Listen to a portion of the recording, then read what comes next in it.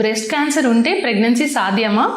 So ఈ topic గురించి ఈరోజు మాట్లాడుకుందాం. సో కొంతమంది పేషెంట్స్కి సడన్గా బ్రెస్ట్ క్యాన్సర్ లాంటివి డయాగ్నోజ్ అయినప్పుడు వాళ్ళకి ఫర్టిలిటీ గురించి చాలా క్వశ్చన్స్ ఉంటాయి. ఫ్యూచర్లో అసలు ప్రెగ్నెన్సీ వస్తుందా, ప్లాన్ చేసుకోవచ్చా, సో ఇలాంటి వాటి గురించి చాలా క్వశ్చన్స్ ఉంటాయి కదండి.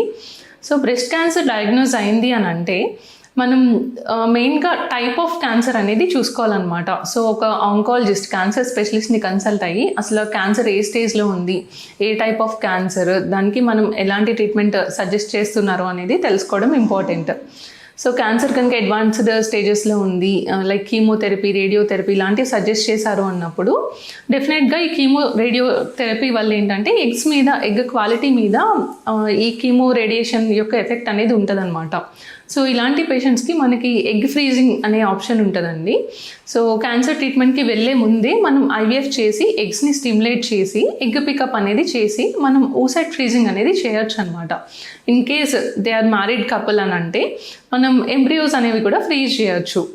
ఇన్ కేస్ క్యాన్సర్ ఎర్లీ స్టేజెస్లోనే ఉంది అంటే కొన్నిసార్లు బిఫోర్ ట్రీట్మెంట్కి వెళ్ళే ముందే మనకి ప్రెగ్నెన్సీ అనేది ప్లాన్ చేయొచ్చు అని చెప్తారనమాట. సో ఇది బ్రెస్ట్ క్యాన్సర్ ఉన్న వాళ్ళు ప్రెగ్నెన్సీ ప్లాన్ చేయకూడదు అనేం లేదండి. Based on the type of cancer ఉన్న స్టేజ్ని బట్టి మనం ప్రెగ్నెన్సీ అనేది డెఫినెట్గా ప్రిజర్వ్ చేసుకోవడానికి ఆప్షన్స్ అనేది ఉంటుంది అనమాట. Thank you.